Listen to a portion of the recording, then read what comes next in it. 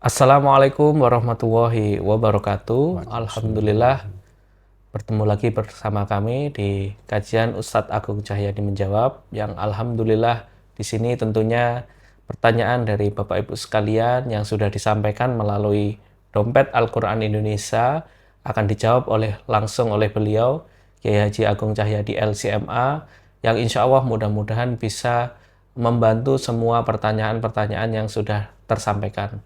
Alhamdulillah kajian ini diselenggarakan oleh Lembaga Amil Zakat Dompet Al-Quran Indonesia yang mengelola dana zakat, infak, sedekah, dan juga wakaf yang resmi di bawah naungan Kementerian Agama dan Basnas Republik Indonesia. Alhamdulillah di sini kita sudah bersama dengan Ustadz Agung Cahyadi. Assalamualaikum Ustadz. Waalaikumsalam warahmatullahi wabarakatuh. Kabarnya sehat nih Ustadz? Alhamdulillah. Alhamdulillah. Semoga senantiasa keberkahan dan kesehatan bersama Ustadz Agung Cahyadi dan keluarga. Ustadz terkait ini Ustadz sholat sebelum sholat Jumat ya, biasanya kan ada yang azan 2 kali, ada yang 1 kali. Kemudian yang mungkin yang tepat itu seperti apa? Apakah sholat qobliyah zuhur ataukah sholat tahiyatul masjid yang tepat Ustadz saat Jumat? Jadi begini, untuk Jumatan zaman Nabi adanya 1 kali. Adanya 1 kali. Saat khalifahnya ganti Utsman 2 kali. Teman adzan pertama itu datangnya sebelum masuknya waktu zuhur. Jadi untuk mengingatkan yang di pasar-pasar, di sawah-sawah agar siap-siap. Jadi adzan 2 kali zaman Utsman itu adzan pertamanya yaitu sebelum waktu sholat. Nah kemudian kaitan apakah Jumatnya ada qobliyah? Yeah. Ada perbedaan ulama kita.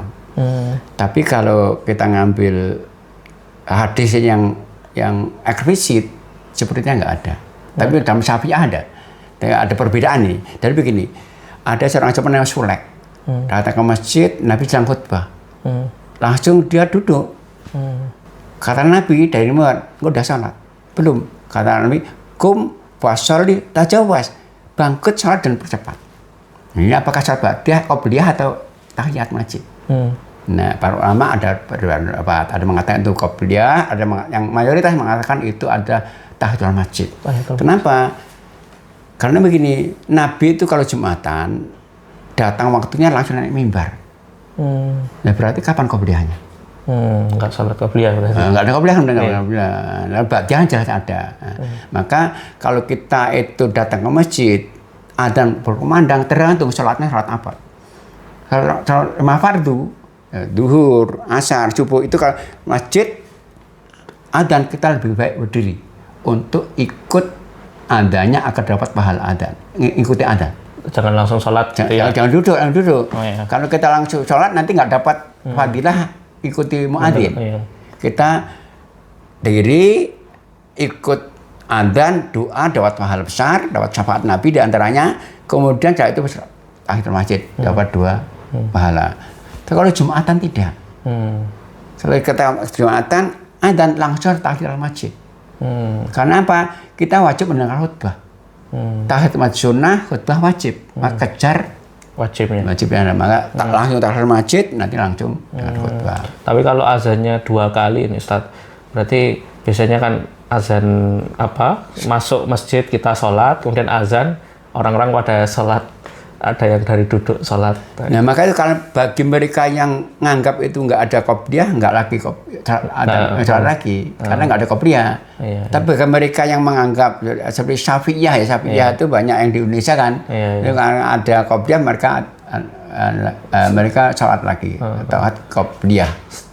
Setelah azan pertama ya. Maka kadang-kadang ada bilangnya, selalu qobliyah ada itu. Jadi ada perbedaan memang. Silahkan kalau perbedaan kita boleh milih, nggak boleh mengingkari yang lain. Iya. Jadi bisa menjawab ya pertanyaan tadi yang dijawab. Jadi kita tadi bisa qobliyah ataupun juga tahiyatul masjid.